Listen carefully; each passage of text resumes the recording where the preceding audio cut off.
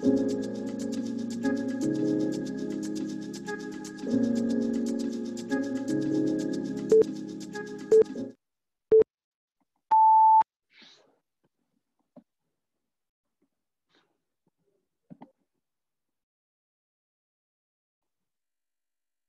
buenos días. Gracias por acompañarnos esta mañana en este foro sobre la correcta clasificación de los funcionarios públicos en el servicio civil. Mi nombre es Juan Carlos Zapata, director ejecutivo de Fundesa. Voy a estar fungiendo como moderador esta mañana. Y antes de comenzar, quisiera solo repasar un poco sobre la agenda de esta mañana del Día del Padre. Feliz Día del Padre también en avanzado a todos los padres que nos acompañan esta mañana. Vamos a contar con las palabras de bienvenida por parte de Juan Carlos Pais, presidente de Fundesa. Luego, nuestro expositor principal, Rafael Rodríguez, director de la Oficina Nacional de Servicio Civil, va a comentar un poco de los avances que se han tenido en estos 5 meses, cómo pues, el servicio civil se está fortaleciendo desde ya en todo este proceso. Luego, algunos panelistas, Marisabel Bonilla, directora del área jurídica del CIEN, y Javier Brolo, científico político y catedrático universitario. Luego vamos a pasar una fase de preguntas y comentarios. Se darán cuenta que tanto su cámara y su micrófono pues están apagados. Pueden hacer las preguntas desde ya y vamos a estarlas haciendo en la fase de preguntas y comentarios, y luego pues ya el cierre del evento, que esperaríamos que fuera alrededor de las 9:30 de la mañana. Sin más, quiero pasarle la palabra al presidente de Fundesa, no sin antes agradecer a todas las empresas patrocinadoras y donantes de Fundesa que hacen posible este tipo de foros para ustedes, ahora transmitiendo desde la plataforma de Zoom en esta nueva normalidad. Muchísimas gracias a todos. Juan Carlos, buenos días. Bienvenido. Muy buenos días, estimados donantes, fiduciarios y directores de Fundesa, distinguidos representantes de cámaras y asociaciones empresariales, honorables diputados, representantes de embajadas y de la cooperación internacional, así como de organizaciones no gubernamentales y de la academia, apreciables centros de investigación, respetables medios de comunicación, estimado señor director de la UNSEC, el licenciado Rafael Rodríguez, y distinguidos panelistas, amigos y amigas, que tengan todos un muy buen, feliz Día del Padre. Gracias por participar y por poner a los temas de Guatemala siempre primero y en prioridad para esto. Sé que estamos dejando un poco el Día del Padre en familia en este momento. En nombre de la Fundación para el Desarrollo de Guatemala, Fundesa, deseo darles la más cordial bienvenida a este foro titulado La correcta clasificación de funcionarios públicos en el servicio civil. El servicio civil es un aspecto para el funcionamiento institucional del Estado que es toral. Por lo que al hablar de la correcta clasificación no se puede dejar de hacer énfasis en la importancia de los funcionarios actuales, sino que hay que reconocer su labor y trabajar con ellos. Tomando como base las buenas prácticas a nivel latinoamericano, es importante fortalecer al Estado y enfocarse en apoyar de manera decidida el segmento directivo. Esto para comenzar a trabajar juntos una reforma del sistema. Es ahí donde se traducen las decisiones políticas a decisiones administrativas. Es importante reconocer que el proceso de clasificación de funcionarios públicos toca diferentes intereses, entre ellos los de los propios trabajadores públicos, por lo que los incentivos deben de estar claros. Por ejemplo, las evaluaciones de desempeño deben ser un instrumento para mejorar el sistema, y no un instrumento para mejorar los intereses de los trabajadores. La pandemia global ha mostrado la importancia de un servicio civil eficiente, y es por eso como un seguimiento al ENADE 2019, hemos venido acompañando a la UNSEC en un proceso de transformación al servicio civil, que ha liderado el licenciado Rodríguez con su equipo, y hemos preparado este foro para que pueda presentar ante ustedes los avances más relevantes en estos 5 meses de gestión y qué oportunidades, así como qué desafíos se ven para los próximos meses. El servicio civil es la columna vertebral de la administración pública, por lo que en la medida que este sistema esté fortalecido, los servicios y las políticas públicas funcionarán de una mejor manera. Para una eventual reforma es importante tomar como referencia 2 aspectos. la legislación existente, que tiene aspectos positivos, y la referencia de sistemas internacionales que representen experiencias y buenas prácticas. En este sentido, hay aspectos imprescindibles como la meritocracia, la definición de la gerencia pública, las evaluaciones del desempeño, pero el tema vital que debe ser incluido en cualquier propuesta es el fortalecimiento institucional. Espero que este foro virtual que hemos organizado para esta mañana sea de beneficio para todos ustedes. Esperamos acompañar todo el proceso de reforma y fortalecimiento al servicio civil y a las órdenes para poder trabajar junto a UNSEC en este proceso tan importante para el desarrollo de Guatemala. Así que muchas gracias a todos, que tengan un buen día, que sea un panel beneficioso.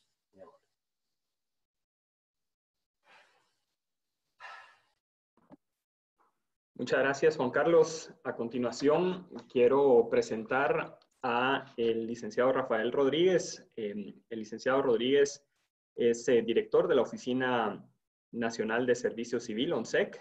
Cuenta con una maestría en gestión de gobierno y administración pública de la Universidad Complutense de Madrid. Es licenciado en Ciencias Jurídicas y Sociales de la Universidad Rafael Landívar. Adicionalmente, antes de tomar la dirección de la ONSEC, él fue especialista legal del proyecto Seguridad y Justicia de USAID y Chequi, y también fue asesor del propio despacho superior de la ONSEC. Así es que muchísimas gracias, Rafael, bienvenido. Y por favor, pues adelante con tu presentación. Puedes poner tu video si quieres y puedes compartir desde ya la presentación. Adelante, te cedo el micrófono. Gracias, Juan Carlos. Gracias a Fundesa por la oportunidad de poder tratar este tema tan importante para la administración pública. Antes, ahorita tengo preparada una presentación, pero tomando la palabra a Juan Carlos Pais, también contarles un poco del reto que ha sido asumir esta dirección. Veníamos con un equipo bastante preparado, multidisciplinario, y ha sido realmente enriquecedor poder entrar a la oficina, ver primero que hay muchas personas muy capaces dentro de la administración, desde los directores, los jefes y el personal de la Oficina Nacional de Servicio Civil, que tenían ya muchas ideas avanzadas, pero que a veces lo que ha faltado, y no sé si se repite en la administración, yo espero que sí, es voluntad política para empezar a impulsar esos cambios desde los que dirigen las instituciones. Para hacer una rápida rendición de cuentas, por así decirlo, de lo que hemos hecho, asumimos en enero, ya van este primer cuatrimestre que concluyó a mediados de mayo, y había bastantes avances. Uno de los que estamos más orgullosos son en temas de gestión, a raíz de, bueno, ya todos estamos sabidos de las condiciones en las que estamos. Hubo una suspensión de actividades y labores dentro del Estado también, pero la ONSEC, por la función que cumple de apoyo a las demás instituciones, no podía detenerse, y de hecho hemos seguido trabajando todos los días, y eso nos ha permitido también ir avanzando con otros temas que ya veníamos iniciando antes de que sucediera esto. Por ejemplo, hemos empezado con toda la sistematización o informatización de algunos procesos. Tenemos los procesos de movimientos de personal. Solo educación tramitaba en ONSEC más de 34,000 expedientes para registros de acciones, o sea, de suspensiones, traslados, ingresos, etcétera. Y ese proceso se hacía de forma escrita, en un formulario. Entonces, un formulario que se llenaba a máquina o a computadora, pero al final era una transcripción de todo lo que sucedía en las actas. Entonces, eso para nosotros empezar a tomar y ver que habían ya unas ideas muy concretas aquí, que lo único que necesitaban era un empujón. Y hoy ya estamos en la fase de implementación a raíz de una mesa que establecimos con finanzas públicas, y eso nos va a permitir pasar de 34,000 expedientes físicos en el futuro. Nos hemos puesto 2 años de meta a 34,000 expedientes solo en educación electrónicos. Y a eso hay que sumarle los servicios que prestamos a las otras instituciones que que pasan por esa entidad. Esfuerzos como esos nos van a permitir entonces ir obteniendo más responsabilidades. En la medida en que vayamos agilizando a lo interno, pues eso nos va a permitir poder tomar responsabilidades mayores, como lo que se plantea hoy, que es parte de la conferencia de la correcta clasificación. En esa misma línea, estamos súper orgullosos también de haber, también con finanzas, establecido esta mesa en la cual hemos podido ir avanzando y discutiendo bastantes temas que trabajamos en común. Estamos trabajando en el manual de gestión del empleo, estamos trabajando en renovar el manual de especificaciones de clases de puestos, estamos trabajando en varios manuales para modernizar, seguir con la modernización, porque sería muy de mi parte no reconocer que ya ha venido un proceso de informatización con el Sistema Informático de Administración de Recursos Humanos, pero es darle la importancia, revisarlo y mejorarlo y seguir con la implementación de todos sus módulos. Entonces, pues sin más, esos han sido algunos de los logros más importantes que hemos tenido en lo que va de esta administración. En temas de internos de gestión, estamos trabajando en el expediente único, estamos trabajando en una ventanilla única que nos permita tener claridad sobre todos los expedientes que entran y salen de las direcciones sustantivas, entre otras tantas cosas. Pero para no aburrirlos con eso, pues voy a entrarle al tema que es el que nos tiene hoy aquí, que le hemos denominado la correcta clasificación de la función pública.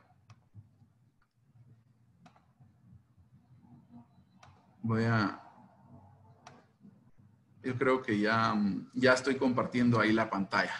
Entonces, cuando nos tomamos este reto, también nos planteamos 4 ejes de trabajo que deberían moverse de forma integral. Estos ejes de trabajo consistían en corregir la clasificación de la función pública, mejorar todos los aspectos de gestión interna del sistema de administración de recursos humanos, mejorar las reformas o identificar las reformas que fueran necesarias para poder hacer que el sistema funcionara mejor, las reformas legales y reglamentarias. Y por último, empezar a conversar sobre cuál debería ser el alcance de la negociación pública, definir claramente el alcance de la negociación pública en el sector público, ¿verdad? Porque si no identificábamos esos cuatro grandes ejes y lo empezamos a trabajar de la mano, son dependientes uno de otro. Entonces íbamos a poder avanzar en algunos aspectos, pero siempre otro de ellos nos iba a detener. Por ponerles un ejemplo, podríamos reformar la ley, pero como van a ver más adelante, si no se corregía la incorrecta clasificación, entonces esa reforma de la ley iba a tener como resultado que solo iba a afectar a los servidores públicos, pero no a todas esas personas que sí prestan servicios personales, pero lo hacen a la fecha sin relación de dependencia, de una forma incorrectamente clasificados, que es lo que vamos a ver. Eso por citar un ejemplo. Hoy vamos a darle más fortaleza a la ONSEC, más funciones, pero no íbamos a tener la capacidad a lo interno de ONSEC para gestionar las nuevas demandas de servicios que nos iban a solicitar las otras instituciones. Hoy vamos a reformar la ley también, pero al día siguiente, a través de una negociación colectiva, podía superarse algunos aspectos de ingresos, ascensos, que entonces automáticamente para determinadas entidades podrían conllevar cambios a esa norma recién aprobada y que nos hubiera costado tanto. Entonces, todos estos puntos son interrelacionados y deben irse platicando con las pares que se requiera, pero entendimos que lo primero era empezar por la casa, ¿verdad? Determinar que ONSEC tuviera la fortaleza para ir avanzando y mejorando sus capacidades, motivando a las personas que, como digo, ya la mayoría, o casi, yo diría, no he encontrado alguno, y si no se ha ido cambiando, de los que están, que ya tienen toda la mística para ir introduciendo estos cambios para mejorar el servicio. Entonces, pues, sin más, entramos al tema de lo que se le ha denominado, le hemos denominado para efectos de la de la plática, la correcta clasificación. Yo pongo la IN porque ese es el problema desde el cual partimos, la incorrecta clasificación de funcionarios públicos en el servicio civil. Y en el entendido también que el funcionario público o el servicio o la función pública se toman como sinónimos. A nosotros le hemos denominado Ley de Servicio Civil, Oficina Nacional de Servicio Civil. En otras latitudes se le llama Ministerios de Administración Pública o de la Función Pública. El BID los identifica como sinónimos. Y bajo ese supuesto, entonces tendríamos que entender que los funcionarios públicos, a la función pública, comprende no solo a los servidores, a los empleados, sino también a los directores y a los funcionarios, que es la forma en que le denominamos aquí a nivel Guatemala. Entonces, empezar por qué es lo básico de cómo se conforma un sistema de servicio civil. Planifico, o sea, genero políticas públicas. Primero viene la idea política de por qué debe introducirse un cambio. Esto es el sistema básico ideal. Entonces, por poner un ejemplo, en el actual gobierno dice vamos a crear una comisión contra la corrupción. Y esa es la política pública. Entonces, eso tiene que estar a cargo de una persona, a cargo de personas, ¿verdad? Y se le tiene que dotar de insumos. Entonces, organizo en materia de recursos humanos, lo que creo entonces son puestos, para que esas personas puedan delegárseles el ejercicio de la función pública y posteriormente, una vez tenidos ya creados los puestos en esa organización, selecciono a las personas idóneas para ocuparlos. Entonces, ese sería el sistema. Y después evalúo a las personas, evalúo las metas, cumplimiento de metas de la organización, evalúo la vigencia de la política pública e introduzco cambios. Y entonces se repite el ciclo. Esto tiene su sentido, digamos, porque en la organización que es una de las cuestiones que también tendremos que cuestionarnos, preguntarnos sobre la rigidez o la flexibilidad del sistema de creación de puestos. Y eso es algo que va a depender de la fortaleza que tenga la Oficina Nacional de Servicio Civil para ir mejorando esas capacidades a efecto de poder responder con la celeridad necesaria a la implementación de nuevas políticas públicas. Pero eso depende ahí de la gestión y de la capacidad instalada de ONSEC para responder a esas necesidades. Pero aquí hay un tema importante y es lo que vamos a ver más adelante. ¿Qué es un puesto entonces? Es ese conjunto de tareas, funciones, responsabilidades asignadas a una unidad de trabajo que determina el perfil de la persona que debe ocuparla y que forma parte de una organización. Entonces, en el sistema básico ideal, nos importa qué es lo que queremos lograr y quién sería en un prediseño la persona que debería llenar ese perfil. Y entonces después ya salimos a buscarla, ¿verdad? Con concursos de oposición públicos. Según Longo, la organización del trabajo, que es dentro de la cual se enmarcan los puestos como la unidad más pequeña de la organización del trabajo, que viene desde el ministerio, los ministros, viceministerios, direcciones, departamentos, unidades, secciones y unidades. Y dentro de cada una de ellas hay un conjunto de puestos que es los que van a ocupar las personas a efecto de hacer posible el cumplimiento de las metas trazadas. Entonces, es un sistema que es la organización del trabajo, el sistema que prefigura, o sea, diseña y concreta los contenidos de las tareas y las características de las personas llamadas a desempeñarlas. Entonces, la ley del organismo ejecutivo es la que a nivel nacional establece para el organismo ejecutivo, que es donde tiene sus funciones encuadradas ONSEC, cuáles son los niveles, y ahí establece el nivel de las direcciones sustantivas, las direcciones de apoyo y las direcciones de control. Y dentro de las funciones sustantivas establecen las direcciones generales, los departamentos. Y ya después de los departamentos podemos, de acuerdo a la teoría de la administración, dividirlos en secciones, por poner un ejemplo, atendiendo al tamaño. Entonces vemos, bueno, queremos llegar a ese punto, al punto del punto A al punto B, definimos la política y después nos preguntamos, ¿es la organización que tenemos, está segmentada en la forma que necesitamos para poder lograr el objetivo? Si sí, entonces, pues bueno, continuamos con ella o adaptamos las funciones si es necesario. Si no, pues creamos la institucionalidad necesaria para lograrlo y posteriormente seleccionamos a las personas de acuerdo a la misma Constitución, que tengan los méritos de capacidad, idoneidad y honradez para ocupar el puesto.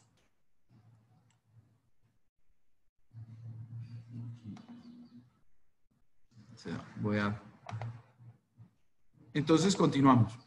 Entonces, para entender la incorrecta clasificación, también tenemos que entender que el sistema de servicio civil está enmarcado en un ámbito más amplio, que es el trabajo, el derecho al trabajo. Y en la Constitución, si lo vemos en la parte dogmática, que es la primera que establece que reconoce los derechos humanos a los cuales nos debe garantizar el Estado. Entonces, si se fijan, primero viene, por ejemplo, la educación y habla de la educación en general y después entra a la especie, que sería la educación superior, y menciona el tema de las universidades, donde regula la Universidad de San Carlos y a las otras universidades. En esa misma línea, también primero menciona el trabajo y después se habla de la especialidad que sería el trabajo en el sector público. Pero no podemos divorciarnos de las instituciones del trabajo. Entonces, tenemos que partir de ahí para entender a qué se refiere la clasificación o la correcta clasificación y por ende la incorrecta clasificación. ¿Cómo se clasifica en términos generales el trabajo? Servicios personales con relación de dependencia, que son los que, y ahí encuadraríamos a los empleados, en el caso del sector público, empleados, servidores públicos que forman parte del servicio civil, o el trabajo, también se le denomina el trabajo por cuenta ajena. Mientras que los servicios personales sin relación de dependencia son aquellos que prestan los trabajadores independientes, o sea, por su cuenta propia, y en el marco del servicio civil, aquellos que prestan servicios profesionales o técnicos, pero no tienen esa relación de dependencia. O sea, que son esas asesorías que deben existir, digamos, de personas para temas específicos atendiendo a su especialidad. Y ahí es donde vamos a empezar a encontrar a posterior cuáles son las diferencias. Entonces, este trabajo con relación de dependencia, porque en el servicio civil se entiende que todos es un trabajo con relación de dependencia de la administración pública, se clasifica atendiendo a la forma en que una persona ingresa al sistema. Esa es la correcta clasificación de acuerdo a la ley de servicio civil. Ya después vamos a ver cómo en la práctica se le ha denominado y a lo que nos lleva a ese reconocimiento que es parte de lo que queremos corregir. Entonces se clasifica atendiendo a la forma en que ingresa. Y de acuerdo a los artículos 32 al 34 de la ley, entonces se clasifican en el servicio exento, sin oposición y por oposición. Pero como pueden ver, todos estos servicios implican que existe un puesto antes de que la persona asuma el cargo. O sea, en el servicio civil, para ser parte del servicio civil, se requiere que antes se haya planificado. Yo no estoy diciendo los plazos y en el entendido de que la prolongación, digamos, el periodo de tiempo que tome determinar o crear un puesto no depende de la planificación, sino depende de la capacidad de gestión. O sea, si la ONSEC se sigue fortaleciendo como se está haciendo, va a poder crear puestos en el término de semanas, en lugar de poder crear puestos en el término de meses, como se ha ido, como es la costumbre. Pero va a depender también de la planificación y de la claridad de lo que se quiera lograr.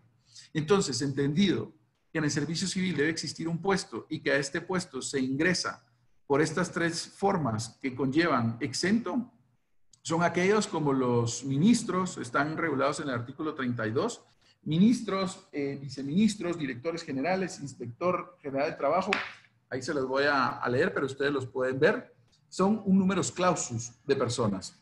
Entonces, ese número clausus de personas lo que quieren es que no pasan por un proceso de oposición. Pero eso no quiere decir que no deban ser idóneos para cumplir las tareas que implica el puesto. Lo que vamos a tener aquí es que se les entiende en la integración de las normas que son puestos de confianza. Se atiende a la calidad de la persona más que a su capacidad. Después tenemos los puestos sin oposición, que esa es una deuda que hay en relación al servicio civil, porque no, la ley mandata que el servicio por oposición debe ser reglamentado e incluido en el plan de clasificación, pero no es así. O sea, ahí se establecen tres tipos de puesto. Los puestos de asesores profesionales, asesores técnicos y los directores de asesores jurídicos, perdón, y los directores de hospitales. Entonces, estos asesores en la práctica, si estuviera desarrollado, y es una de las metas que tenemos, entonces serían los que encuadrarían los asesores de los despachos superiores, que son los que hoy en día muchas veces caen en la incorrecta clasificación porque se contratan bajo el renglón de gasto 029, pero cumplen funciones permanentes, o sea, de dependencia. Incluso asesoran o representan a las autoridades en algunos eventos cuando no debería ser de esa forma, ¿verdad? Pero así ha sido la práctica. Y por último está en el servicio por oposición, que es el general. Si no está en el numerus clausus del servicio exento, si no está en el numerus clausus del servicio sin oposición, entonces debe entenderse que es servicio por oposición. ¿Y eso qué quiere decir? Que se accede a él a partir de un proceso de oposición, o sea, en el cual debe escogerse a la persona que tenga los mayores méritos.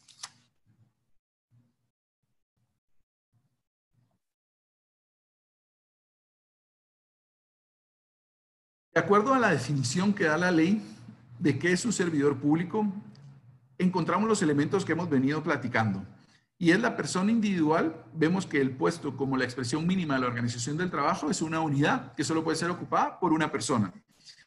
Entonces, la persona individual que ocupa un puesto en la administración pública en virtud de nombramiento, contrato o cualquier otro vínculo legalmente establecido, mediante el cual queda obligado a prestarle sus servicios o ejecutarle una obra personalmente a cambio de un salario. Estos son elementos que si ustedes se van al Código de Trabajo, los encuentran regulados en la misma forma en el artículo 18 y 19. Y aquí viene la clave. Bajo dependencia continuada y dirección inmediata de la propia administración. Entonces, estos son los elementos que nos sirven de norte para determinar qué es un servidor público y por ende si un servidor o una persona está ejerciendo funciones del servicio civil o está ejerciendo un servicio o está prestando un servicio personal por cuenta propia. Entonces viene la gran pregunta, ¿verdad? Entonces, ¿a qué nos referimos cuando hablamos de los renglones de gasto 011, 021, 022, etcétera? 029, su grupo 18, ya hemos llegado. Y hemos llegado al extremo de su grupo de renglón 416 o 419, que son transferencias corrientes a personas, estipendios o transferencias en efectivo, donde se empieza entonces a pervertir de alguna forma o desnaturalizar el servicio. Entonces, ¿qué son estos? Esto es un clasificador presupuestario por objeto del gasto, y esto lo define el Manual de Clasificaciones Presupuestarias que aprueba el Ministerio de Finanzas Públicas. Pero esta es la forma en que desde el Ministerio de Finanzas Públicas entienden cómo debe gastarse o cómo debería gastarse y lo ordenan.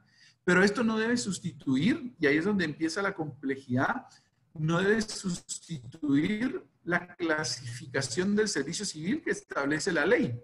Si lo vemos de esta forma, digamos, hay en dentro del presupuesto para determinar el renglón con el cual se le paga en la nómina a determinadas personas, vemos que el servicio civil todo puede estar comprendido en el 011 o en el 022, por ponerles un ejemplo. Hay algunos directivos que son directivos temporales para unidades temporales, que su naturaleza entonces, por ser una temporal, entonces de acuerdo al gasto, se les paga bajo el renglón 022. Pero ya sea un empleado desde una secretaria a una persona que trabaja en limpieza, a un jefe de departamento, a un director, a un viceministro, a un ministro y al mismo presidente, todos están comprendidos a pesar de estar clasificados de forma distinta desde la óptica del servicio civil bajo el renglón 011 por ser personal que tiene relación de dependencia. Entonces, esto nos puede servir como referencia a nivel del Estado, pero no debe ser la forma predominante como denominamos el servicio, porque la forma en que debemos denominar el servicio es a partir de la clasificación que establece la Ley de Servicio Civil. Para efectos de ONSEC, de esta nueva administración, esta referencia entonces, ¿para qué nos sirve hoy? Como indicador para determinar la incorrecta clasificación del trabajo en relación de dependencia. Y en consecuencia, para determinar la incorrecta clasificación del servicio. Y aquí hay algo que no está, pero debe entenderse que estas personas incorrectamente clasificadas por la forma en que ha venido evolucionando nuestra administración pública, en veces ejercen funciones públicas, pero hay que definir claramente y estudiar caso por caso para determinar cuáles de ellas se ha materializado una relación de trabajo, que es lo que ya definimos antes, y cuáles en efecto prestan servicios personales sin relación de dependencia, y eso se podría determinar, por ejemplo, porque han facturado por sus servicios en otras instancias, lo cual no estaría permitido, o porque prestan servicios a más de una institución, lo cual chocaría con la norma constitucional que establece que no se puede tener dos cargos públicos, o otro sinnúmero de formas de determinar que en efecto las personas no encuadran en una relación de trabajo. Pero si es necesario, y lo vamos a ver cuando veamos las cifras más adelante, determinar que si hay una gran mayoría de estas personas que ingresan a servicios sin pasar por un proceso de oposición, sin que exista un puesto de trabajo y por ende no haya esa relación de dependencia declarada legalmente, sino que es hasta por que se alega en un juicio, que un juez la determina, que hay que corregir, porque de lo contrario el alcance de cualquier reforma o de cualquier intervención que se haga desde la ONSECA al servicio civil no va a poder cubrirlos. Entonces, ¿cómo se materializa esta incorrecta clasificación? Cuando se contrata a una persona para prestar servicios profesionales o técnicos en papel, sin relación de dependencia, pero para realizar funciones que corresponderían en la práctica a un servidor público. Y lo vemos en algunos casos de algunas instituciones que tienen X cantidad de puestos creados y en lugar de sacar esos puestos a oposición, se sigue contratando o se ha venido contratando, ahorita se ha detenido ya a partir de la administración del doctor Yamatei, se ha detenido, pero se han contratado en renglones presupuestarios que lo que evidencian es que no hay una relación de dependencia, pero que en la práctica sí se materializa. Entonces, se contrata a una persona para prestar servicios que deberían haberse o deben prestarse por una persona en un puesto de trabajo porque ya se ha planificado así. Entonces, dicho de otra forma, en relación al servicio civil, una persona presta servicios personales a la administración pública sin ocupar un puesto y sin pasar un proceso de oposición. Y en consecuencia, desnaturaliza esos conceptos básicos que ya vimos de un sistema, pero ejerce las funciones. Y para ello tenemos que analizar, ahí dice analizar caso por caso para determinar, y ahí es donde tenemos que establecer una ruta para ir arreglando el tema.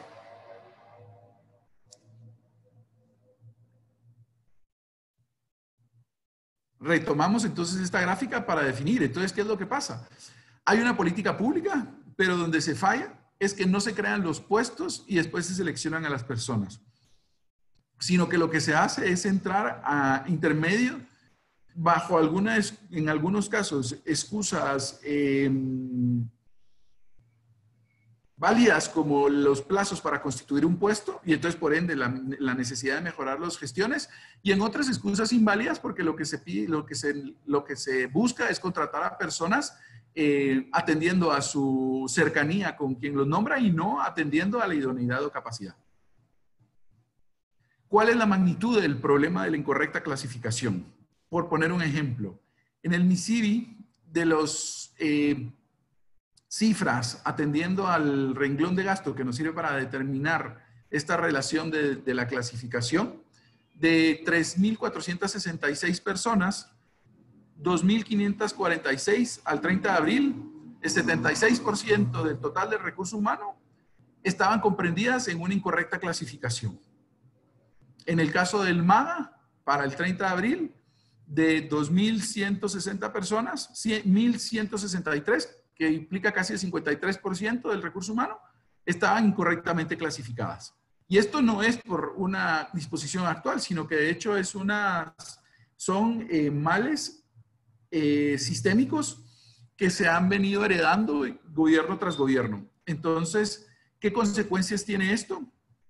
Pago de sentencias judiciales por pago de prestaciones, perdón, ahí la repetición, de las personas incorrectamente clasificadas. Cuando una persona entonces se le rescinde su contratación de supuestamente servicios profesionales, entonces acude a un juez de trabajo alegando que con el derecho que ellos se presentaban todos los días a laboral, que estaban bajo la dirección inmediata de su jefe, que tenían incluso que marcar, que tenían su carnet, que tenían su gafete, que se les habían dado todos sus insumos, pero que nunca se les otorgaron sus prestaciones como la indemnización por separarlo del cargo. En algunos casos se ha incluso a las órdenes de reinstalación de personas y ahí hay un conflicto con el sistema judicial, porque y eso es a mi criterio, es una falencia del desarrollo del entendimiento de servicio civil también a nivel de la educación superior, en la cual por lo menos a mí no tengo presente que en la universidad me hubieran le hubieran dado la importancia al servicio civil que requería, y por ende, cuando un juez resuelve, dice reinstale, pero para reinstalar requeriría que exista un puesto, y entonces tenemos ahí un problema en el cual no hemos podido determinar, bueno, ¿qué hacemos? Entonces se continúa con su contratación de servicios profesionales, se le puede dar la calidad de servidor público. Si se le puede dar la calidad de servidor público, entonces tenemos que crear el puesto previamente, pero entonces desvirtualizamos el proceso de oposición. Hay conflictos ahí de aplicación de la norma por una falta de entendimiento del servicio civil, que implica que sea difícil incluso el cumplimiento directo de la orden. No se dice que se va a incumplir, simplemente que tenemos entonces que encontrar la forma para cumplir esas órdenes, a raíz de que se tendrían que crear en el sistema básico ideal los puestos para poder la persona reinstalada ocupar un puesto, y es un análisis que está pendiente y que tenemos que empezar a hacer, pero que ha devenido de esa desnaturalización de todo el sistema. Para efectos de la persona que ocupa no que ocupa, sino que presta servicios sin relación de dependencia, pero que en el tiempo se constituye en una relación de trabajo, implica un subempleo, una precariedad, porque no tiene las mismas prestaciones del par que está sentado al lado, que sí tiene esas características. Y después fomenta el sistema clientelar, porque entonces no existen procesos de oposición que privilegien el mérito. Y la consecuencia más, digamos, más sensible sobre esto para el sistema per se es la falta de prestación de los servicios por las personas idóneas, que repercute en servicios, en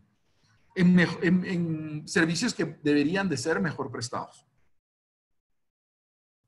Y por último, para ir concluyendo, entonces, por supuesto, esto es el problema que hemos identificado. Y entonces en lo que estamos trabajando es en qué es lo que podríamos hacer. Reconocer el problema, que es lo que estamos haciendo aquí públicamente en el ejercicio del cargo. También reconocer que una sola agencia gubernamental, o sea, no únicamente ONSEC, puede resolver todo el problema, porque de hecho ONSEC no puede verificar que las instituciones contraten 029, porque eso es o contraten servicios personales profesionales o técnicos sin relación de dependencia, porque eso lo hace cada institución a partir de sus propios presupuestos y de sus necesidades. Entonces, tendríamos que, de forma coordinada, y que lo estamos haciendo ya porque hemos propuesto la creación de un gabinete específico para el fortalecimiento de la función pública, cuantificar el tamaño del problema y el costo que implicaría corregir la clasificación. Ya tenemos algunas cifras, como las que les mostré anteriormente, y esas cifras son públicas en la página de la ONSEC, pero hay otras que tenemos que ir escudriñando conforme vamos a ir haciendo el análisis de cada una de las instituciones. Porque aquí hemos tocado, digamos, el tema de otra, que es más grave cuando se trata de la contratación por prestación por entrega de productos en el subgrupo 18, que ahí ni siquiera, de acuerdo al manual de clasificaciones presupuestarias, se entiende que ni siquiera es un servicio personal, sino que son servicios no personales. Después, determinar individualmente quién está incorrectamente clasificado y quién no, y cuando exista una incorrecta clasificación, impulsar procesos de investigación penal cuando corresponda, según la gravedad de situaciones de opacidad en todo este proceso, o, por el otro lado, impulsar el acceso al servicio civil y procesos de mejoramiento de las capacidades de los aspirantes para que puedan ocupar los puestos de acuerdo al requisito, porque tampoco se trata de reducir requisitos para adecuarlo al incorrectamente clasificado, sino dotarle también entre interagencias, INAP, el Ministerio de Educación, universidades, de las capacidades técnicas que le permitan tener los requisitos que exige el puesto para poder ocuparlo. Y por supuesto la participación de todos los sectores y actores sociales que sea posible para lograr el mayor nivel de consenso respecto al problema y así poder ir corrigiéndolo. Es un problema que a mi criterio debe ser corregido de forma,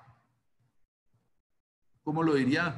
De forma puntual, aunque pareciera que son 2,000 personas incorrectamente clasificadas, pues esa incorporación, por así decirlo, de las personas a puestos de trabajo implicaría determinar en cada uno de ellos si en efecto incurren en una relación de trabajo o, por el contrario, son una prestación de servicios sin relación de dependencia dentro del marco de la ley. Entonces, sin más, yo creo que ya me pasé del tiempo. Eso es la presentación que yo les tenía y pues quedo aquí a la espera también de las reacciones de los demás panelistas y poder ir entrando a la discusión. Muchas gracias. Muchas gracias, Rafael. Vamos a pasar ahora a un panel. Quisiera pedirle a Javier Brolo. Javier es científico político especializado en análisis de datos y métodos cuantitativos. Cuenta con más de 12 años de experiencia en docencia universitaria y también en temas de investigación sociopolítica y asesoría. Sus principales intereses incluyen el fortalecimiento de las instituciones democráticas, el análisis de opinión pública y realizar evaluaciones de impacto. Desde el 2019 ha sido parte del equipo del Instituto Nacional Demócrata, implementando actividades vinculadas al programa de gobernanza y elecciones. Adelante, Javier, bienvenido. Buenos días a todos. Muchas gracias, Juan Carlos, por la introducción, Rafa, por la presentación y a los compañeros panelistas por sus intervenciones. Agradezco el espacio para poder compartirles un poquito desde la perspectiva propia sobre estos problemas en la correcta clasificación y felicito a Rafa por identificar estratégicamente este problema como una de las puertas de entrada para tratar de fortalecer al servicio civil, ¿verdad? Hay muchos problemas en el servicio civil y en la capacidad del Estado para poder desarrollar sus funciones, que parten de el personal humano que tiene. Entonces, al poderlo clasificar correctamente, quería apuntar algunas de las cosas que considero pueden mejorar en esa línea, ¿verdad? Primero, recordar el objetivo principal del servicio civil puede variar para algunas personas, pero considero que la intención es que tengamos un servicio civil capaz de tomar decisiones y realizar actividades para beneficio público de forma independiente y de forma eficiente, evitando que la población quede desatendida porque el servicio civil responde a otras necesidades y se integra con prácticas corruptas o por afinidad política, ¿verdad? Estas ineficiencias que se generan cuando el Estado se ve como un botín de empleo, sino como una necesidad de la sociedad. Estas deficiencias se hacen evidentes en el contexto actual, ¿verdad? Vemos la dificultad, como mencionaba Rafa, para crear puestos de trabajo se necesita una planificación estratégica que pueda anticipar las necesidades de la institución para así definir puestos y luego asignar responsables a las tareas de esos puestos. Pero muchas veces sucede de que en el contexto hay una necesidad de poder adaptarse a circunstancias no planificadas y crear estructuras paralelas, que creo que es una de las estrategias que se han utilizado. O sea, esta incorrecta clasificación es una forma de resolver el problema de que el aparato público no funciona para lo que necesito y entonces creo estructuras paralelas que tienen funciones permanentes, pero las llamo temporales. Y eso crea esta incorrecta clasificación donde se puede caer en fraudes de ley y de hecho le cuesta grandemente al Estado. una correcta clasificación evitaría la discrecionalidad, abonando a procesos que privilegian la igualdad del acceso al servicio civil basado en mérito y garantizando derechos laborales, que es el otro balance que hay que tener, porque una de las cosas esa idea de flexibilizar el servicio civil puede ser atractiva, ya que crea menos responsabilidad sobre relaciones laborales, pero que después viene en el efecto boomerang y se contrarresta. Sería útil tener mayor acceso a información para analizar la magnitud del problema, como mencionaba Rafa.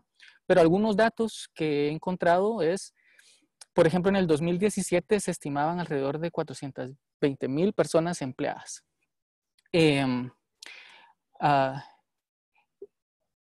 Y una gran cantidad de problemas laborales en el Estado, la CC resolvió a favor de la persona, haciendo ver que se había contratado de manera fraudulenta, provocando el cobro de todas las prestaciones laborales.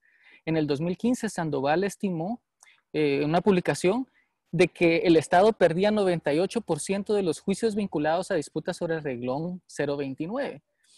Y además, en el 2017 se pudo ver que el Estado pagó alrededor de 126,5 millones de quetzales por sentencias judiciales donde fue condenado en tribunales, donde el Estado además, por medio de la Procuraduría General de la Nación, tuvo que contratar a abogados, también bajo el reglón 029, para defender al Estado de práctica que era una especie de fraude de ley. O sea, ya en sí había un bien público en juego que el Estado estaba defendiendo, y gastó 4 millones en eso y le costó 126,5 millones en pago, y se tuvo que reinstalar a las personas, y mientras tanto hay una parálisis dentro de la institución cumpliendo sus funciones.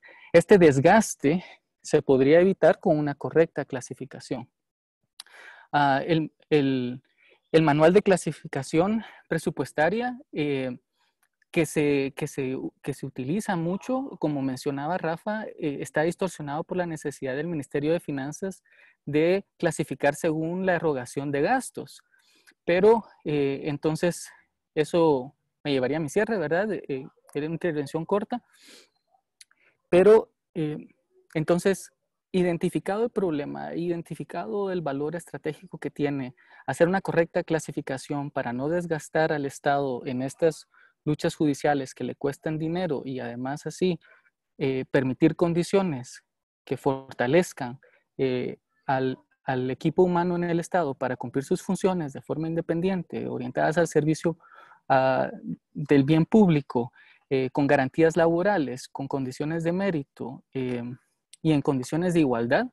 Esta correcta clasificación es una muy buena entrada para tratar de mejorar esa capacidad del Estado. La pregunta entonces que podríamos discutir es qué elementos, qué criterios deberían primar en esa correcta clasificación. Rafa mencionaba algunos, si es oposición, si no es oposición, si es por permanencia y correlación de dependencia, o si es temporal, pero hay otras consideraciones, como mencionaba, la jerarquía o el tipo de trabajo que se tiene que tener, ¿verdad? Las necesidades del Estado son cambiantes y hay una dificultad de cómo empatar esas necesidades de expandir algunas funciones. Por ejemplo, ahora hay una gran carencia de educación secundaria que probablemente necesita una intervención de 10 años para poderla corregir, pero después de eso habría un excedente de empleados públicos cumpliendo esa función. Ahorita se necesita incrementar la capacidad del sistema de salud que no necesariamente va a necesitarse en el futuro. Y sin una correcta clasificación, estas necesidades no se pueden planificar de forma correcta para poder crear una relación estable laboral con quienes se incorporan al servicio civil. Esas eran mis ideas, espero puedan contribuir a la discusión, y de nuevo, gracias por el espacio, y muchos ánimos a Rafa para continuar con este desafío que has asumido, que tenés toda la capacidad, y que en la medida que podamos seguir contribuyendo, ahí estamos. Muchas gracias, Javier. Y ahora quisiera presentar a nuestra siguiente panelista, es Marisabel Bonilla. Marisabel es abogada y notaria investigadora asociada del Centro de Investigaciones Económicas Nacionales CIEN. Se ha especializado en temas como modernización del Estado, gestión pública, descentralización, así como en temas relacionados con propiedad privada, educación laboral, temas económicos también, coordinadora del programa de apoyo legislativo del CIEN y es catedrática universitaria. Bienvenida, Marisabel, muchas gracias.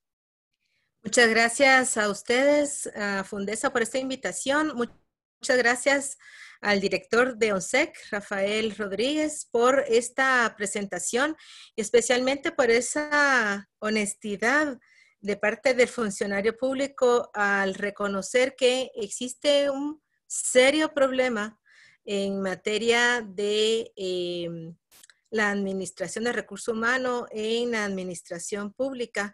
Pero también una seria felicitación porque hay un interés genuino por detectar primero cuáles son esos grandes problemas que viene acarreando, acumulando la administración de recursos humanos, pero también ese interés por hacer cambios sustanciales que, claro, no van a darse en una sola gestión tal vez, pero que está poniendo su interés será poner esas piedras sobre las cuales construir un nuevo sistema.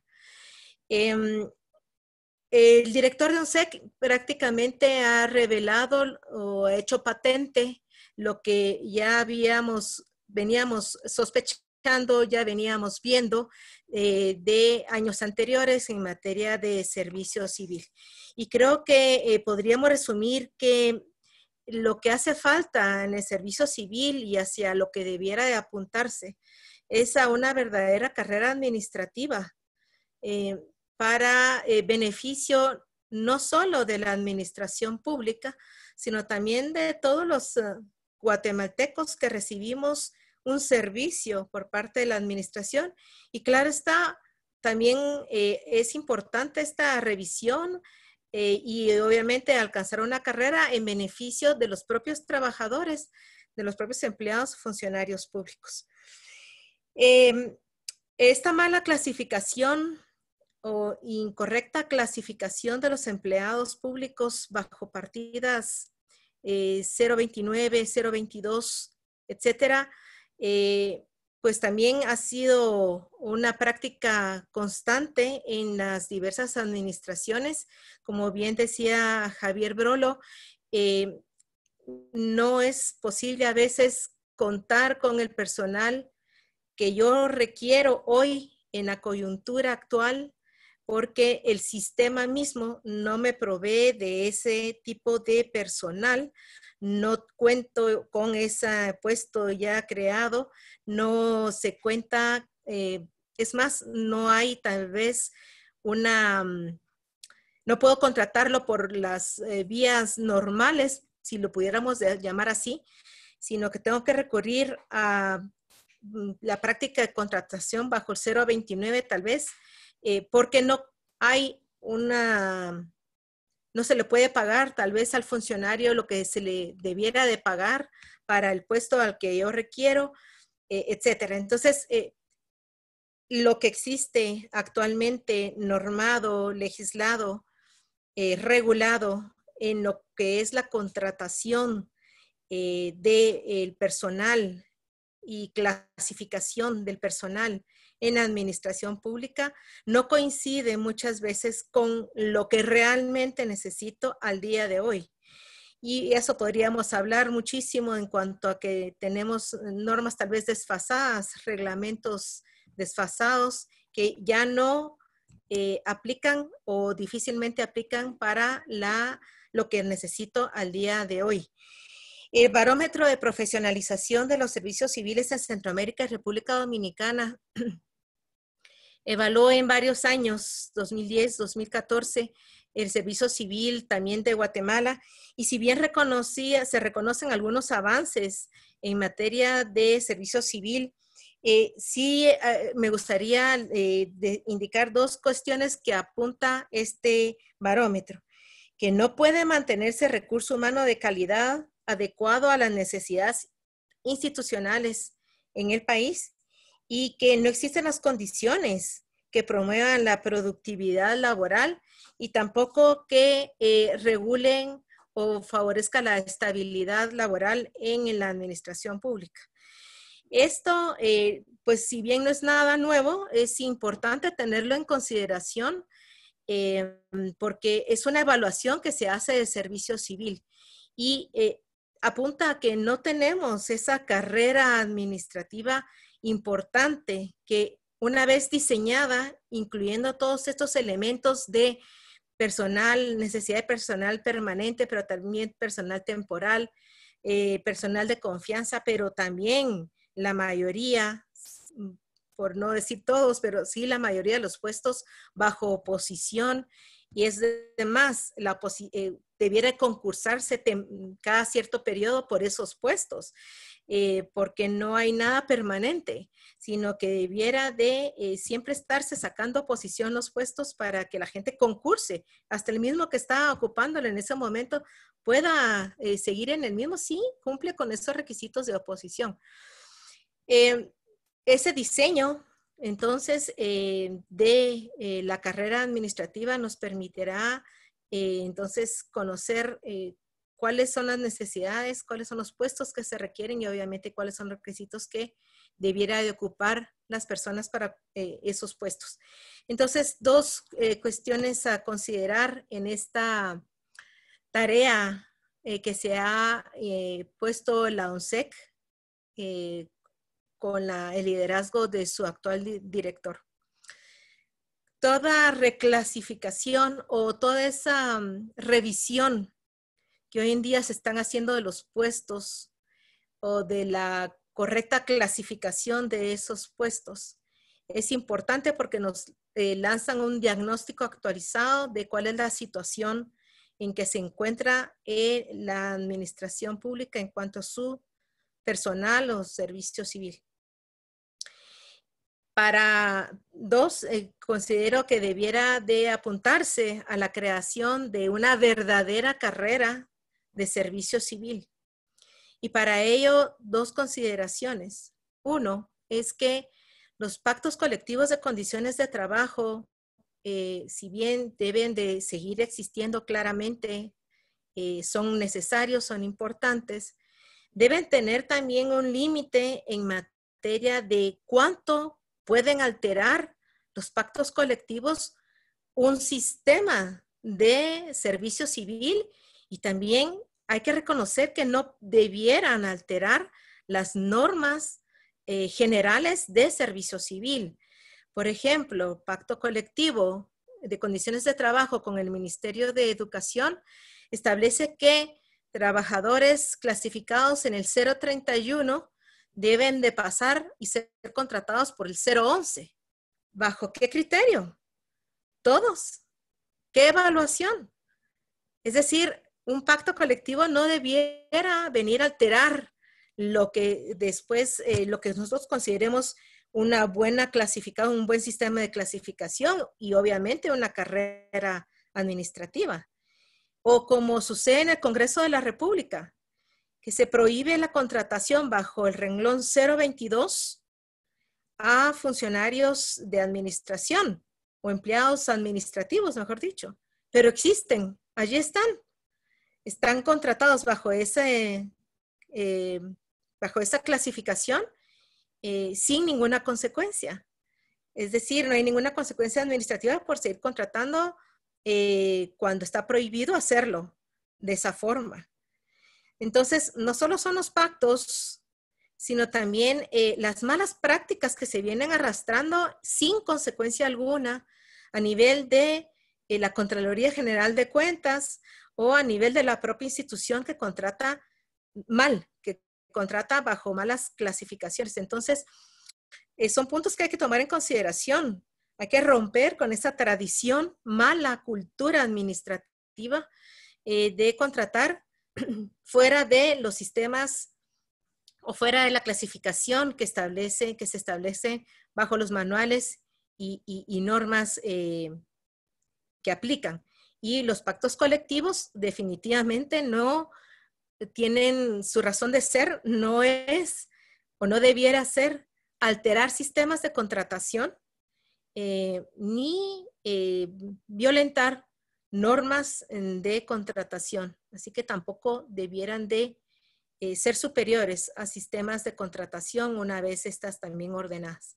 Y segundo, nos lleva a que es necesario contar definitivamente con ese registro nacional de empleados y funcionarios públicos. Que el interés en este caso no es saber quién es el funcionario, cuánto gana, solo por conocer ese tipo de información. No, un registro que debiera de actualizarse permanentemente, debiera de tener como finalidad cuántos puestos son necesarios, qué puestos son necesarios en cada una de las instituciones del Estado, para qué necesito esos puestos, qué funciones espero que cumpla la persona que llene ese puesto, sobre todo qué requisitos requiere cumplir esa persona. Y obviamente que entren por concurso la mayoría de los puestos, salvo tal vez los de confianza, aun cuando yo creería que siempre debería tener requisitos, aunque no concursar, pero el resto debiera de ser puestos por oposición y todos, ya sean exentos, con oposición, sin oposición, deben de estar dentro de este registro nacional para conocimiento de la administración pública, obviamente también de la ciudadanía. Pero sobre todo en la administración pública, deben de responder a una planificación y deben de tener una razón de ser. No se pretende disminuir el tamaño del Estado porque no queremos Estado, no. Lo que se pretende es disminuir el nivel de burocracia innecesaria que tiene el Estado. El objetivo es tener un Estado fuerte, no un Estado gordo que no funcione, sino un Estado fuerte que responda a las necesidades de la población y no en detrimento de estas. Muchas gracias. Muchas gracias, María Isabel. Gracias a todos por sus comentarios y sus ideas. Tenemos varias preguntas para Rafael. Voy a tratar de resumir algunas en el tiempo que nos queda para que puedas ampliar al respecto. Preguntan un poco sobre cómo poder corregir el mal llamado contrato de servicios técnicos y profesionales y empezar a profesionalizar por medio de escalafones y generar mayor proceso de mérito. Y lo sumaría con otra pregunta sobre cómo lograr estos cambios cuando muchas instituciones están emplazadas. Se habla, por ejemplo, de los renglones 029, 022, 018, que son reinstalados muchas veces sin tener el desempeño adecuado. Y por último, si pudieras comentar sobre los avances en el CRH, porque muchas preguntas también van relacionadas a ese tema. Muchas gracias, Rafael. Solo tenés tu micrófono. Gracias por las preguntas y gracias por la participación. Sí, de hecho ahí vi algunas de las preguntas y hay otras que me llamaron la atención. Solo para alguien, ahí mencionaba todo el sistema integrado de administración de recursos humanos y cómo se integra el sistema de gestión, hablando de la gestión de desarrollo, la gestión de las compensaciones, la gestión del desempeño, la gestión de las relaciones laborales y humanas, etcétera. Todo eso está contemplado y está amarrado con el tema del CRH. Sin embargo, por el tema de la precisión de la presentación y lo que se estaba abordando, pues no pudimos entrar, pero valdría la pena. Y es lo que queremos hacer también a nivel de servicio de la Oficina Nacional de Servicio Civil, tener estos conversatorios y empezar a discutir cada uno de estos subsistemas de acuerdo al modelo de Francisco Longo de administración de los recursos humanos. Entonces, sí lo tenemos contemplado y está amarrado del sistema informático de administración de recursos humanos, el llamado CRH.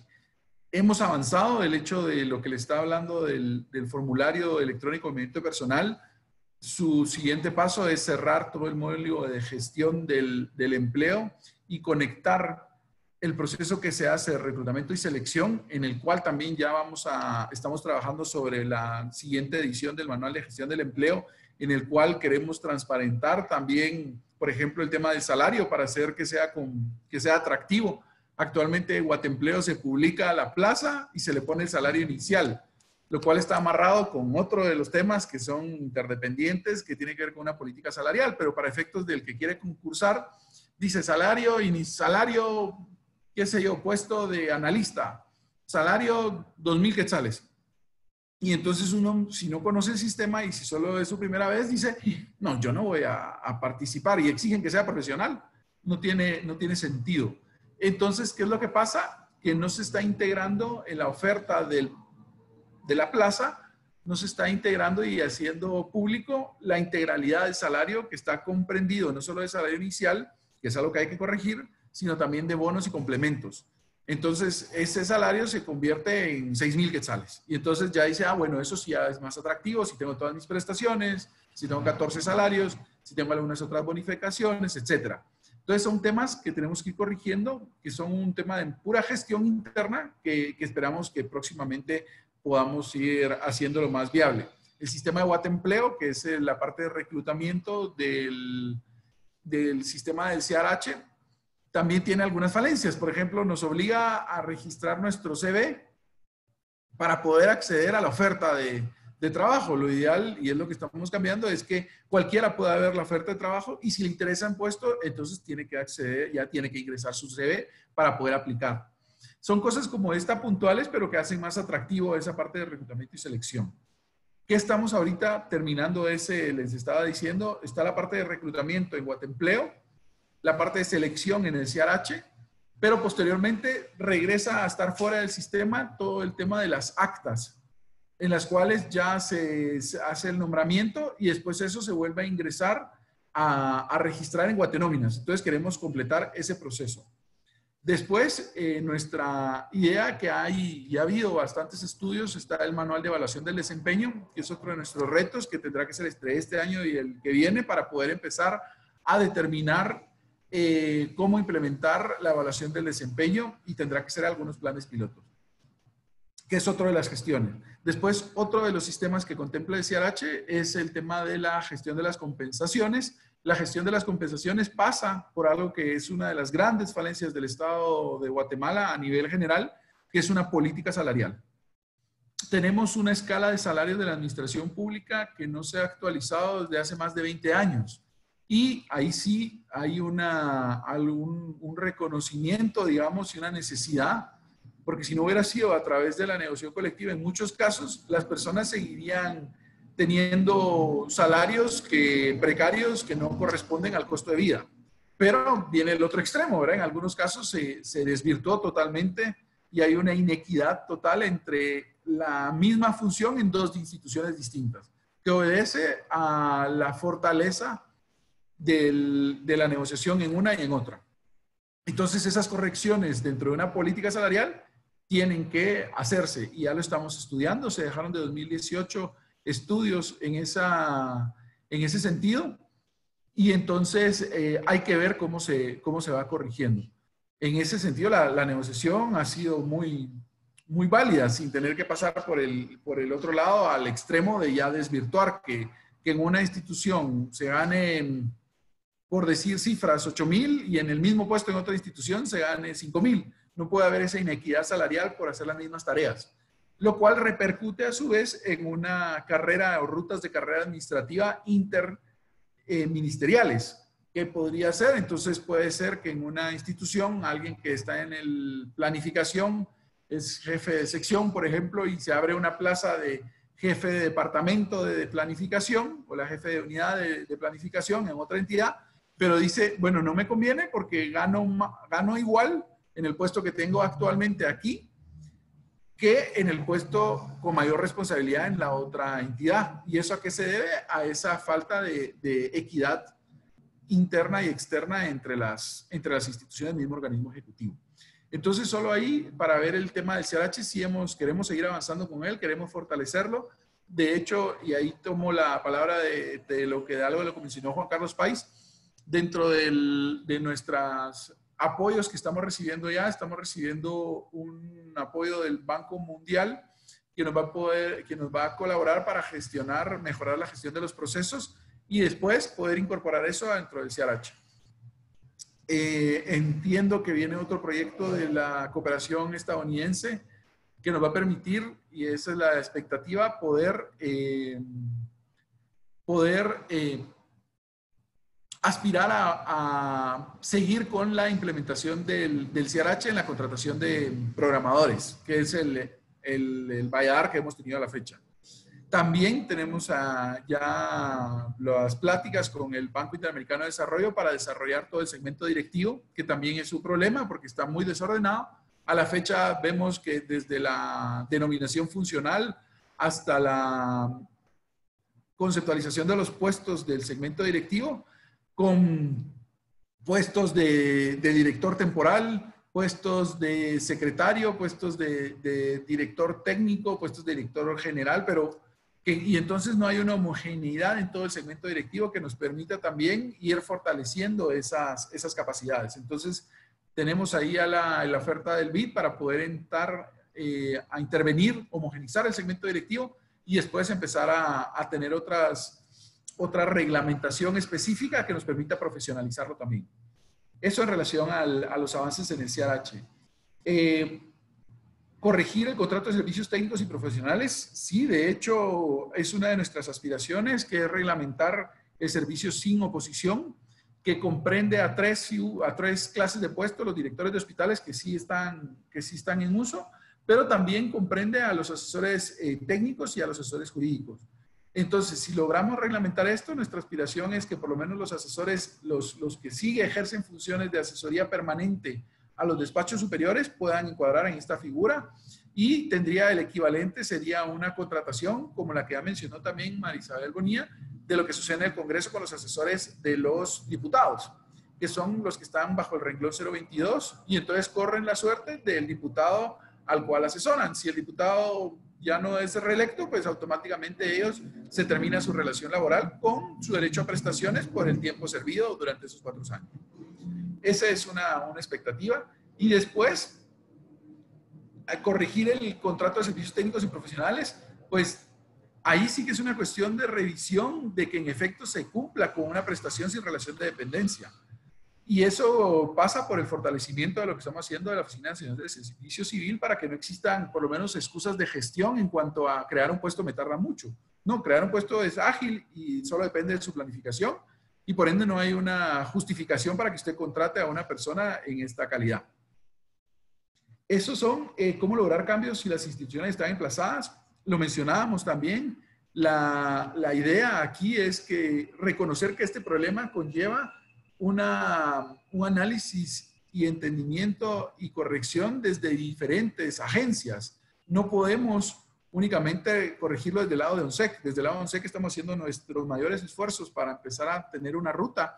Ahí vi también que estaba dentro de el público Erwin Andrade. Él pasó por aquí por ONSEC y él estuvo a cargo de algunos de los procesos y decía que hay que retomarlo. Sí, de hecho eso es lo que estamos queriendo hacer, retomar todo ese buen trabajo para que no se pierda.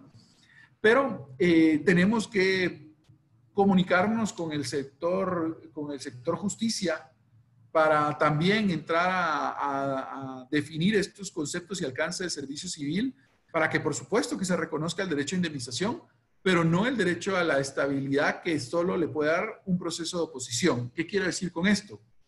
No es justo desde mi punto de vista, que se den reinstalaciones por una contratación 029. Sí es justo que se reconozca si hubo una relación laboral y tengan derecho al pago de todas sus prestaciones laborales, porque hubo una precariedad en cuanto a su servicio y tienen derecho a esas prestaciones. Pero si se les reinstala y se les reconoce el derecho o la garantía de estabilidad, entonces calcificamos el problema en el sentido que entonces una persona va a ingresar sin una oposición y va a obtener los beneficios del que sí ingresó por oposición. Y el beneficio primordial del que ingresó por oposición es su garantía de estabilidad. ¿Qué quiere decir esto? Que no puede ser despedido sin invocar una justa causa. Entonces ahí es donde tenemos que encontrar los equilibrios. Esas serían algunas de las primeras reacciones que tendría Juan Carlos. No sé si hay algunas otras para poder también ir ahondando. Muchas gracias, Rafael. Había solo una pregunta para Marisabel Bonilla respecto a cómo se puede proteger al servidor público de carrera, especialmente en estos procesos que permitan fortalecer el servicio civil, pero que también se valore la meritocracia. Muchas gracias. Esa es precisamente hacia donde se debe de apuntar en la creación de la carrera de servicio civil. Los trabajadores, obviamente, que entran por oposición, no solo por conocimientos básicos o requisitos especiales para cada uno de los puestos, sino que también puedan avanzar en esa carrera dada su evaluación, su rendimiento, obviamente el mérito. Lo que se busca con una carrera es alejarnos cada vez más de la creación de plazas para compensar o agradecer apoyos, como se ha visto por lo general en los apoyos que se da a las carreras políticas de candidatos que luego que aspiran a un puesto y que son electos, como es el caso que generalmente se vio en materia de educación, salud, la Policía Nacional, entre otros. Eso es lo que se pretende con una carrera, crear esa capacidad en la administración pública para que las personas que aspiren a entrar a la administración pública, a trabajar en la administración pública, lo hagan todos bajo los mismos estándares, un piso común para todos, dependiendo de cada uno de los puestos, pues habrá requisitos especiales, pero también que exista esa posibilidad de hacer carrera, de seguir avanzando en los distintos puestos en la administración pública, dado el mérito, que sea una recompensa a ese mérito, a esa capacitación constante, a esa profesionalización del empleado público, a esa buena evaluación. Claro está, una carrera también debe ir acompañada de un buen salario, un salario también competitivo. Y eso implica que no solo se debe de revisar la clasificación o la forma como se están contratando a las personas, sino también hay que hacer una revisión muy honesta de lo que son los salarios, porque si es necesario habrá que hacer ajustes en el tema también salarial. Por último, esto implica que el reto o el desafío para ONSEC es grande y por eso decía que no se va a poder agotar en una sola administración, porque esto implica también la revisión, no solo de la ley de servicio civil, la ley de clases pasivas civiles del Estado, también implica la revisión de la ley de salarios, los manuales, como bien explicaba el director de ONSEC, la ley de presupuesto, la ley de contrataciones, etcétera.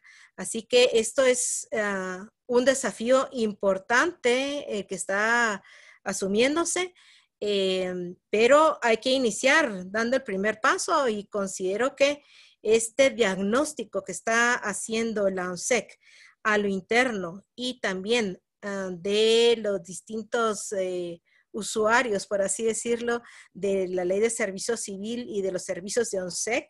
Eso es básico para poder partir de él, de este diagnóstico, hacia y apuntar y dar los pasos correctos hacia una reforma sustancial, definitiva del sistema de recurso humano en el gobierno.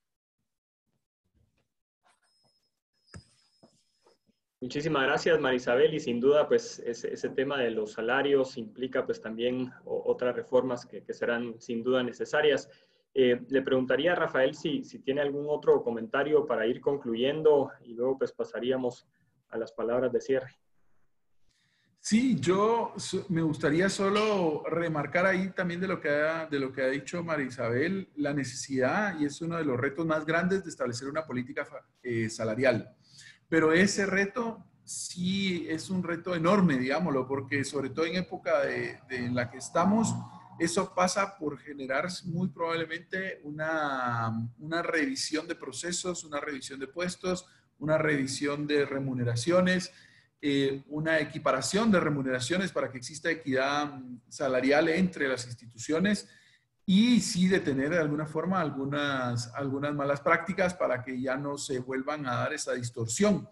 Pero eso sí tiene que ser una cuestión que se tiene que hablar públicamente, que se tiene que entender, que se tiene que tomar la decisión, porque sin una política salarial clara va a ser difícil fomentar una carrera, porque el principal incentivo para una persona en el trabajo es una mejora salarial. Yo, a partir de tener una clara ruta, que era algo de lo que se hablaba también, una ruta de carrera, implica también, bueno, voy a adquirir mayor responsabilidad, pero por una mejor remuneración.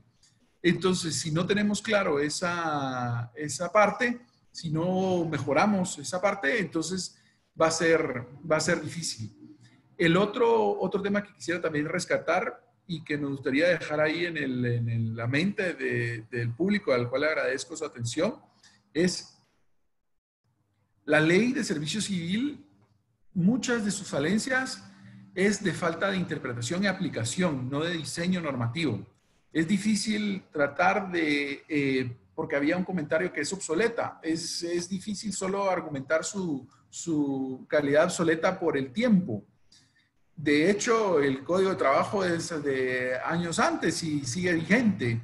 Tenemos otras instituciones, digamos, si nos vamos a otros países comparados, constituciones de hace 200 años que siguen vigentes. O sea, la temporalidad de nuestro Código Civil y las instituciones del Código Civil siguen vigentes, a pesar de ser del derecho romano. O sea, no tiene que ver necesariamente con la antigüedad de una norma, su vigencia. Tiene que ver con que hayamos podido interpretarla, aplicarla y por ende determinar si la falencia es de diseño normativo o si la falencia es de incorrecta interpretación o de incorrecta aplicación. Hay algo dentro de las normas de servicio civil que si uno las conecta con la ley de salarios de la administración pública, si funcionara el sistema como está pensado, permitiría promociones salariales por buena evaluación del desempeño, por ejemplo. Es algo que no se aplica y entonces ahí tendríamos que se podría premiar tanto con cuestiones de desarrollo, becas, etcétera, como con una promoción dentro del mismo puesto, una promoción salarial cada 2 años a la persona que hubiera trabajado bien durante esos años a partir de una buena evaluación. Entonces, ahí es donde viene la pregunta. ¿Tenemos que reformar las normas directamente para introducir esos cambios? Mi criterio es no. Sí tenemos que hacer algunas reformas para actualizar las normas. Por ejemplo, hay una tendencia que es entre la especialidad y la polivalencia, digamos, para poder estar más preparado para los cambios. ¿Qué quiere decir? Que una persona, hubo un momento donde llegó a tal nivel de especialización entre la línea de producción, por así decirlo, en el cual esta persona lo único que tenía que saber era martillar sus clavos. Pero eso ya ha ido trascendiendo y ahora lo que necesitamos son personas que tengan más capacidades para adecuarse a introducir cambios y que no solo sepan hacer específicamente esto, sino que también tengan la capacidad de hacer esto y esto. A manera de que si hay que introducir un cambio, más bien en positivo, puedan adaptarse. Entonces, temas como esos hay que ver si la ley no lo permite y hay que ver cómo lo introducimos, pero temas desde el aspecto del diseño, de privilegiar el buen desempeño, están en la norma. Y lo que tenemos que hacer es aplicarlos, pero para aplicarlos conlleva aplicar toda la norma y todo el sistema en su conjunto, y ese es el gran reto. Por supuesto, las reformas para transitar de un sistema clientelar a un sistema profesional de servicio civil en América Latina, que es nuestro ejemplo más cercano, han llevado años, 10 años, 15 años. Esperemos que con los aprendizajes de ellos y de estos otros países que nos pueden compartir, nuestro aprendizaje sea más rápido y siempre y cuando haya una voluntad. Pero para que haya voluntad, primero pasa por foros como este, y yo les agradezco de verdad, Fundesa, donde podamos empezar a hablar del problema, para reconocer el problema, compartir criterios de solución y a partir de ahí empezar a crear políticas públicas para corregirlos.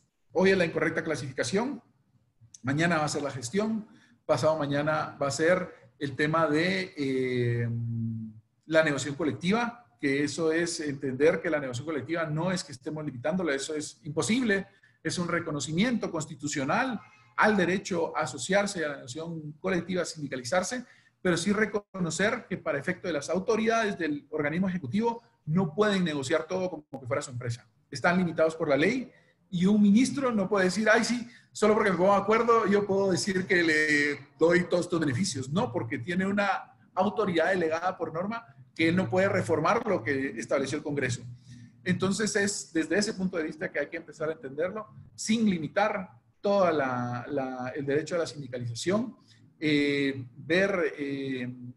de consensuar esto con las organizaciones de trabajadores, que son las directamente implicadas, la representación, que sea la representación más representativa, valga la redundancia, de los trabajadores, y de esa forma ir pudiendo avanzar para entender que si no mejoramos las condiciones de empleo, no somos competitivos, digamos, a nivel nacional e internacional, y no vamos a poder estar en la capacidad de prestar los servicios que la población requiere del Estado.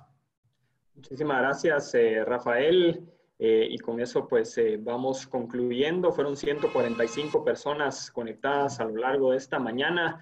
Vamos a estar circulando el video a todos para que puedan pues verlo también a través de las redes sociales, que puedan seguir la conversación con el hashtag Servicio Civil GT.